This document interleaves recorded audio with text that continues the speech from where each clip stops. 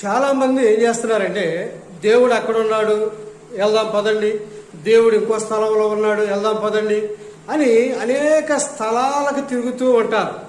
ఎందుకంటే దేవుడు ఎక్కడున్నాడు? అసలు దేవుడు ఎక్కడున్నాడు?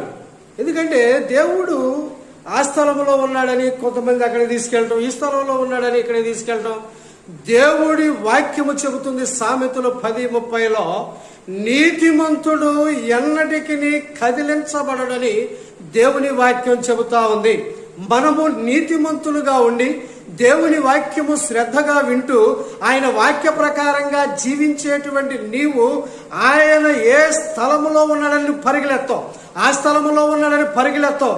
ఏం చేస్తావంటే నీవున్న స్థలములోనే, నీ వెళుతున్నటువంటి సంఘములోనే నువ్వు ప్రార్థన చేస్తావు. ఎందుకంటే నీతిమంతుడు ఎన్నటికీ కదిలించబడడని దేవుని వాక్యము చెబుతా ఉంది. ప్రియ దేవుని